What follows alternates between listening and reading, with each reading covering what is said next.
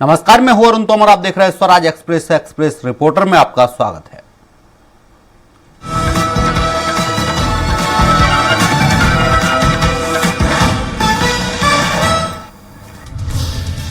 मध्य प्रदेश भाजपा के संगठन में बढ़ेगी महिलाओं की भागीदारी। प्रदेश के सभी 65,015 बूथों में 3-3 महिलाओं को भाजपा में किया जाएगा। मध्य प्रदेश भारतीय जनता पार्टी के संगठनात्मक चुनाव शुरू हो चुके हैं। भारतीय जनता पार्टी ने यह बताने का प्रयास किया है कि वो महिलाओं को सशक्त बनाने का प्रयास कर रही है। हाल ही में कुछ समय पहले प्रधानमंत्री नरेंद्र मोदी ने 33% आरक्षण का बिल सदन में पास किया था। उसके बाद मध्य प्रदेश भारतीय जनता पार्टी ने महिलाओं को संगठन में भी शामिल करने की रणनीति तैयार की। मध्य प्रदेश में 65,015 बूथ हैं और हर बूथ में 11 सदस्यीय टीम होनी है। उन 11 सदस्यीय टीम में भारतीय जनता पार्टी 3 महिलाओं को सदस्य बनाने का लक्ष्य रखा है। कुल मिला के भारतीय जनता पार्टी 1,95,045 महिलाओं को बूथों में सदस्य बनाने जा रही है। इसके माध्यम से भारतीय जनता पार्टी हर घर की महिलाओं को साधने का प्रयास करेगी, क्योंकि जब संगठन में महिलाओं की भागीदारी बढ़ेगी तो इसके माध्यम से वो महिलाएं आम महिलाओं से संपर्क करेंगी, राज्य सरकार की योजनाओं के बारे में बताएंगी, लाडली बहना के बारे में जानकारी देंगी। तो इस प्रकार प्रदेश की भारतीय जनता पार्टी 2028 की तैयारियों में जुट चुकी है। भारतीय जनता पार्टी ने यह बताने का प्रयास किया है कि सिर्फ सरकार में महिलाओं की भागीदारी नहीं होगी, बल्कि संगठन में भी भारतीय जनता पार्टी महिलाओं को बराबर का प्रतिनिधित्व देने जा रही है। एक्सप्रेस रिपोर्टर के लिए भोपाल से संदीप मिश्रा। मध्य प्रदेश की आर्थिक राजधानी इंदौर शहर में एक बार फिर शासकीय जमीन पर अवैध कब्जों को लेकर बुलडोजर की कार्रवाई शुरू हो गई है। इंदौर में बिलावली क्षेत्र में अवैध फार्म हाउस और गोदामों के खिलाफ प्रशासन ने बड़ी कार्रवाई शुरू की है, जिसमें एडीएम घनश्याम धनगर की मौजूदगी में जिला और निगम प्रशासन का अमला मौके पर पहुंचा और ताबड़तोड़ कार्रवाई की। प्रशासन की इस कार्रवाई का मुख्य उद्देश्य शासकीय जमीन पर अवैध कब्जों को समाप्त करना है और कानून का उल्लंघन करने वालों के खिलाफ सख्ती दिखाना है। प्रशासन ने अवैध निर्माणकर्ता हनीपति सोनू छाबड़ा को पहले 24 घंटे का समय दिया था ताकि वो अपना सामान और निर्माण हटा सके, लेकिन जब उन्होंने अपनी संपत्ति नहीं हटाई तो प्रशासन ने सख्त कदम उठाते हुए अवैध निर्माण को ध्वस्त करना शुरू कर दिया। इस कार्रवाई के दौरान अधिकारियों ने सरकारी जमीन पर अवैध कब्जे के खिलाफ कड़ी चेतावनी दी और ऐसे कब्जों को हर हाल में समाप्त करने का निर्णय लिया है। प्रशासनिक अधिकारियों ने सख्त चेतावनी दी है कि शासकीय जमीन पर अवैध कब्जे को लेकर शहर के अंदर कार्रवाई जारी रहेगी। इंदौर से एक्सप्रेस रिपोर्टर विकास सिंह सोलंकी। ग्वालियर में मोमोज का ठेला लगाने वाले एक युवक पर 2 अज्ञात बाइक सवारों ने फेविक्विक फेंक दिया। ग्वालियर के शिवाजी नगर में मोमोज का स्टॉल लगाने वाले सोहेल सिया पर बाइक सवार अज्ञात बदमाशों ने मुंह पर फेविक्विक फेंक दिया। फेविक्विक से युवक का चेहरा झुलस गया। वारदात के बाद हमलावर मौके से भाग निकले। युवक के चेहरे पर फेविक्विक गिरते ही वह चीखने चिल्लाने लगा, जिसके बाद वहां मौजूद लोगों ने तत्काल मामले की सूचना पुलिस को दी। मौके पर पहुंचे पुलिसकर्मियों ने घायल युवक को इलाज के लिए अस्पताल में भर्ती कराया। डॉक्टरों के अनुसार वह खतरे से बाहर है। फिलहाल ये पता नहीं चल पाया कि बदमाशों ने सोहेल सिया पर फेविक्विक क्यों फेंका। घटना के बाद मौके पर पहुंची पुलिस ने अज्ञात बदमाशों के खिलाफ मामला दर्ज कर उनकी तलाश शुरू कर दी है। ग्वालियर से एक्सप्रेस रिपोर्टर विनोद शर्मा। बहराइच में जंगली जानवरों के बाद अब कुत्तों की दहशत से ग्रामीण परेशान हैं। यहाँ ग्रामीणों पर कुत्तों ने हमला करके उन्हें घायल कर दिया। लगभग आधा दर्जन से अधिक ग्रामीण बहराइच मेडिकल कॉलेज इलाज कराने पहुंचे।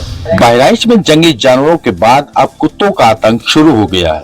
यहाँ मोतीपुर थाना क्षेत्र के गिरगिट्टी गांव में एक कुत्ते ने लगभग आधा दर्जन से अधिक लोगों पर हमला कर उन्हें घायल कर दिया है, जिन्हें इलाज के लिए बहराइच मेडिकल कॉलेज भेजा गया। ग्रामीणों का कहना है कि एक पागल कुत्ते ने गांव में महिलाओं, बच्चों और बुजुर्गों पर हमला कर उन्हें घायल कर दिया है।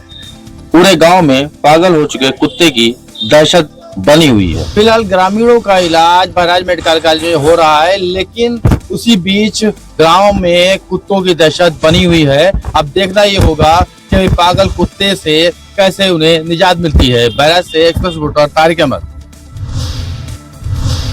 गोंडवाना साम्राज्य के अंतिम शासक अमर शहीद राजा शंकर शाह और उनके बेटे कुंवर रघुनाथ शाह की स्मृति में बनाए गए संग्रहालय का प्रधानमंत्री नरेंद्र मोदी ने वर्चुअल लोकार्पण किया। साल 2021 में तत्कालीन गृह मंत्री अमित शाह ने इस संग्रहालय का भूमि पूजन किया था। स्वतंत्रता संग्राम सेनानी अमर शहीद भगवान बिरसा मुंडा की 150वीं जयंती समारोह का आयोजन जयपुर में भी हुआ। इस दौरान लोक निर्माण मंत्री राकेश सिंह और सांसद आशीष दुबे ने भगवान बिरसा मुंडा के प्रति अपनी श्रद्धांजलि अर्पित की। कार्यक्रम के दूसरे हिस्से में गोंडवाना साम्राज्य के अंतिम शासक अमर शहीद राजा शंकर शाह और कुंवर रघुनाथ शाह की स्मृति में बनाए गए संग्रहालय का प्रधानमंत्री नरेंद्र मोदी ने वर्चुअल लोकार्पण किया। अपनी मातृभूमि की रक्षा करते हुए शहीद हुए जनजाति गौरव को स्थापित करने के लिए मोदी सरकार इस तरह के संग्रहालय पूरे देश में बना रही है। Arvind Dubey, access reporter, Jabalpur. ओंकार वन के जंगल में फंदा लगाकर 2 लोगों ने किया चीतल का शिकार। सौदा करते 5 लोगों को वन विभाग की टीम ने पकड़ा। बागबाहरा वन परिक्षेत्र के ओंकार वन से चीतल की खाल व तेंदुआ की खाल के टुकड़े के साथ 5 आरोपियों को टीम ने गिरफ्तार किया है। आरोपी माह भर पहले ओंकार वन के जंगल में चीतल का शिकार कर मांस को खा गए थे और खाल को बेचने की फिराक में थे। वन विभाग की टीम खुद खरीदार बनकर आरोपियों के पास पहुंची हुई थी। बहरहाल वन विभाग की टीम 5 आरोपियों को गिरफ्तार कर लिया है और वन्य प्राणी संरक्षण अधिनियम 1972 की धारा 9, 39, 3, 44, 1, 48, 51 के तहत मामला दर्ज कर न्यायालय में पेश किया है। माह भर पहले हुए चीतल के शिकार और खाल बेचने की जुगाड़ करते अब वन विभाग ने 5 लोगों को पकड़ा है और उनसे पूछताछ की जा रही है। महासमुंद से express reporter Rekhraj Sahu. Land के नाम से मशहूर मरवाही वन मंडल में लगातार भालुओं के हमले से ग्रामीण घायल हो रहे हैं और पिछले 2 महीने की अगर आंकड़े की बात करेंगे तो लगभग 2 महीने में 2 दर्जन से अधिक लोगों के ऊपर भालुओं ने हमला किया है, जिसमें लगभग 5 से 7 लोगों की मौत हुई है। वहीं मैं आपको बताना चाहूँगा कि जंगलों में लगातार हो रहे अवैध कब्जा को लेकर के, अवैध पेड़ों की कटाई को लेकर के जंगली जानवर अब रिहायशी इलाके में घुस रहे हैं और कभी खुद दुर्घटना के शिकार होते हैं, कभी आम जन को भी नुकसान पहुंचा रहे हैं, जिसको लेकर के ग्रामीण लगातार दहशत में जीने को मजबूर है। मैं आपको बताना चाहूँगा मरवाही वन मंडल में जामवंत परियोजना चलाई गई थी, लेकिन करोड़ों रुपए की लागत से यह योजना चलाई गई, लेकिन धरातल में इस योजना का कोई भी जो है कार्य देखने को नहीं मिला और पूरी तरह से यह योजना फेल है। लगातार जामवंत परियोजना को लेकर एक बार फिर से यह मरवाही वन मंडल क्षेत्र में चलाए जाने की जरूरत है। एक्सप्रेस रिपोर्टर विपत सारथी, पेंड्रा।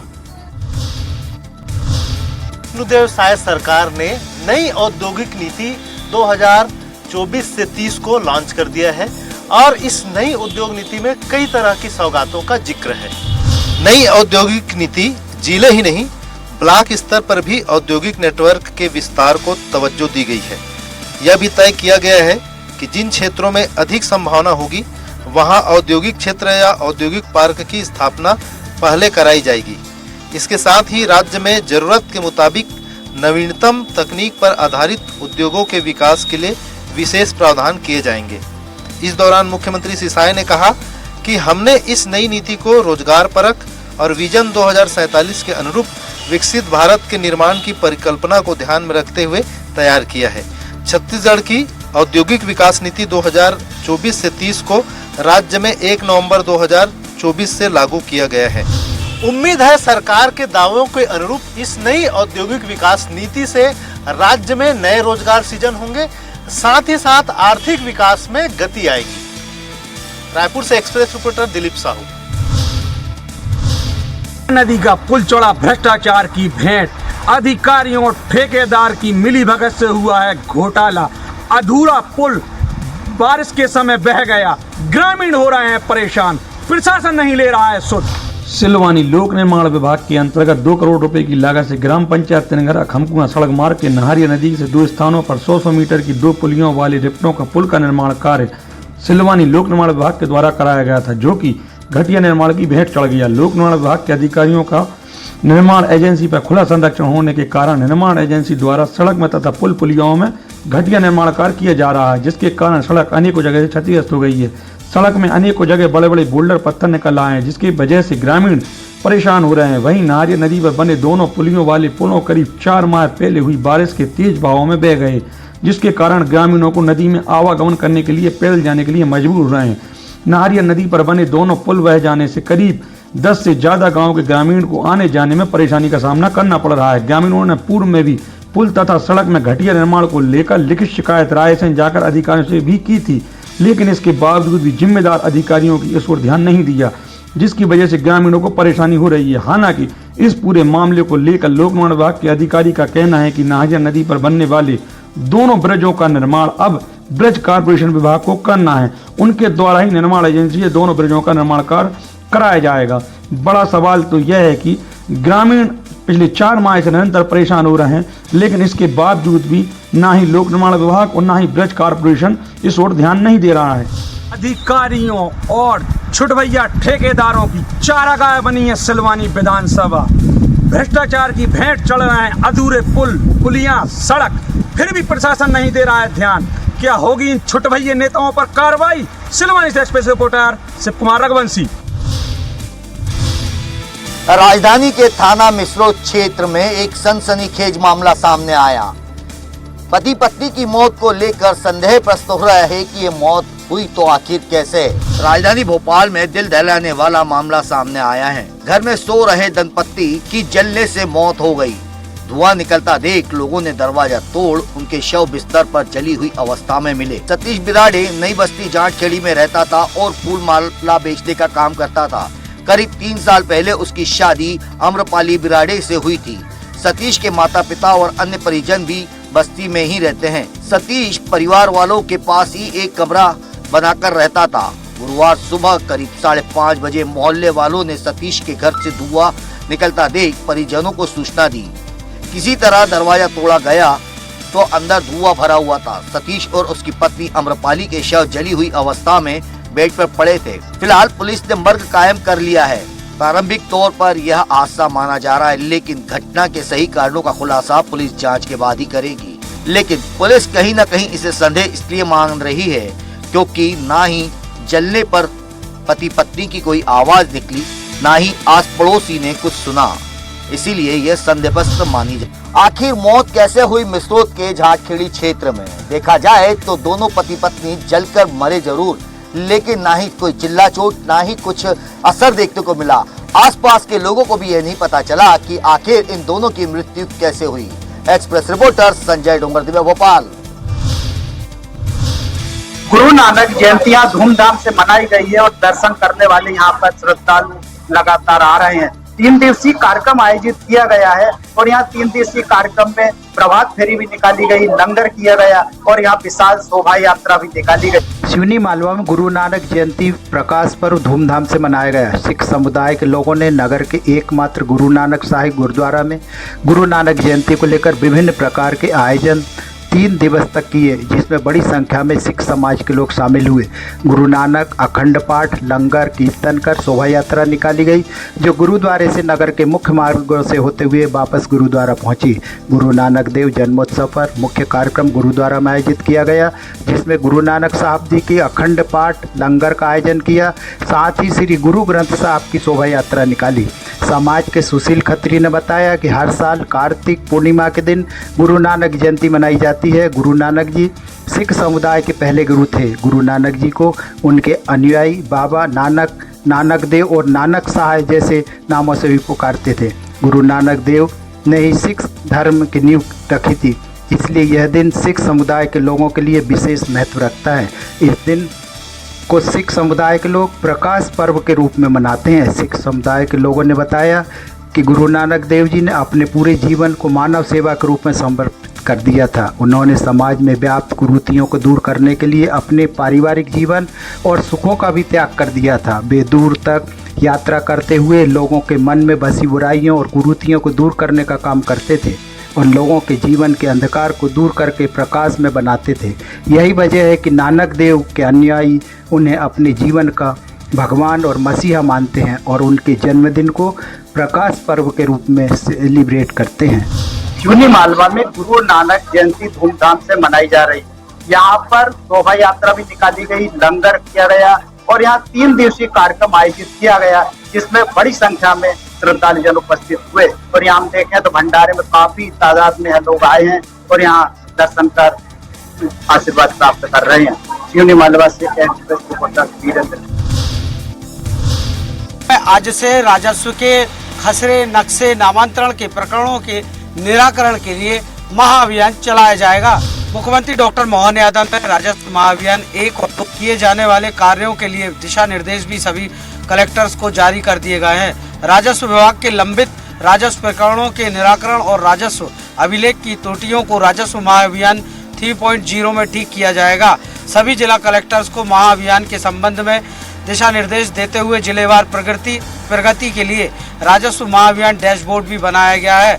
इस महाअभियान में राजस्व न्यायालयों में नामांतरण, बंटवारा, अभिलेख, दुरुस्ती, सीमांकन के लंबित प्रकरणों का निराकरण समेत नए राजस्व प्रकरणों को राजस्व न्यायालयों में दर्ज कराना, नक्शे पर तरगीम, पीएम किसान का सैचुरेशन, आधार का ROR से लिंकिंग, परंपरागत रास्तों का चिन्हांकन, फॉर्मर रजिस्ट्री और स्वामित्व योजना का क्रियान्वयन सुनिश्चित करना शामिल है। इस राजस्व महाअभियान के माध्यम से लोगों को बड़े पैमाने पर जहां राहत मिलेगी, वहीं इसकी सतत निगरानी और मॉनिटरिंग करने के निर्देश मुख्यमंत्री डॉक्टर CM मोहन यादव ने कलेक्टर्स और कमिश्नर को दिए हैं।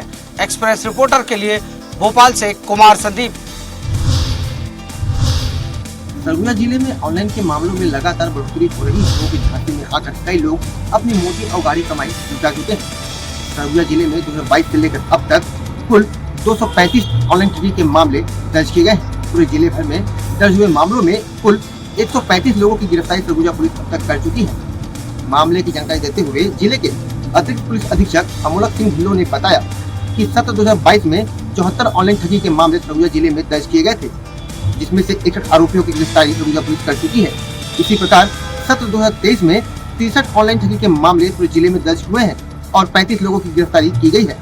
वहीं बात करें सत्र 2024 की, तो अब तक सत्र में ऑनलाइन ठगी के कुल 98 मामले जिले भर में दर्ज किए गए हैं, जिस पर कार्रवाई करते हुए सरगुजा पुलिस ने 39 लोगों की गिरफ्तारी की गई है।